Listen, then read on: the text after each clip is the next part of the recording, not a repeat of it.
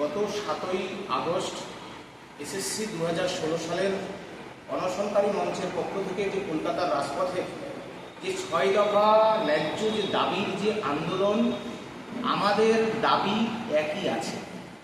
যে কোনো মূল্যে এসএলএসটি 1 এবং বিনা দোষে চাকরিহারা যোগ্য শিক্ষাকর্মী আরএলএসটি 3 তাদের প্রত্যেকের চাকরি ফেরাতে হবে, যোগ্য ওয়েটিংদের চাকরির ব্যবস্থা করতে হবে।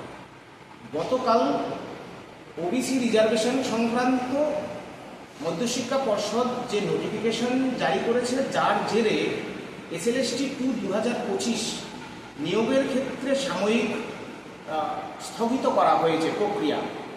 এই বিষয়ে সরকারি সিদ্ধান্ত, তাছাড়া কোর্টের বিচারাধীন বিষয়, এই বিষয়ে আমাদের বিশেষ কিছু বলার নেই। 2016 সালে যারা নিয়োগ পেয়েছিলেন তারা 17% ওবিসি রিজার্ভেশন নিয়েই নিয়োগ প্রাপ্ত হয়েছিলেন। সুতরাং আমাদের যে দাবি 2016 সালের প্রত্যেক যোগ্য জনের চাকরি ফেরাতে হবে। শিক্ষকদের ক্ষেত্রে 31শে আগস্ট 2026 পর্যন্ত চাকরি আছে। রাজ্য সরকার সুপ্রিম কোর্টে এক্সটেনশনে যাক, যারা যোগ্য শিক্ষাকর্মী যাদের 17টা মাস ধরে বেতন বন্ধ, তাদের জন্য এক্সটেনশনে সুপ্রিম কোর্টে যাক। ক্লারিফিকেশন চাপ, এসএলএসটি 2 2025 যে পরীক্ষা হয়েছে সেই পরীক্ষা অ্যাফোরশেড পোস্টে হওয়ার কথা ছিল।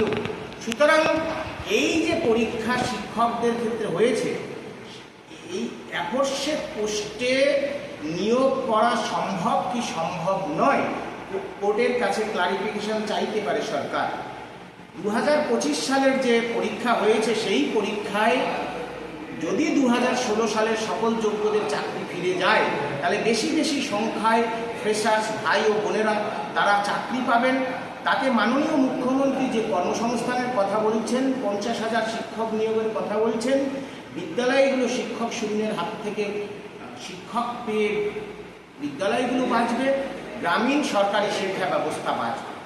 আমাদের এসএসসি 2016 সালের অনশনকারী মঞ্চের পক্ষ থেকে আমাদের স্পষ্ট বক্তব্য, যে কোনো মূল্যে মাননীয় মুখ্যমন্ত্রী শ্রী শুভেন্দু অধিকারী মহাশয়ের পূর্ব প্রতিশ্রুতি অনুযায়ী শিক্ষক শিক্ষাকর্মী যাদের বিনা দোষে চাকরি চলে গেছে তাদের চাকরি ফেরাতে হবে।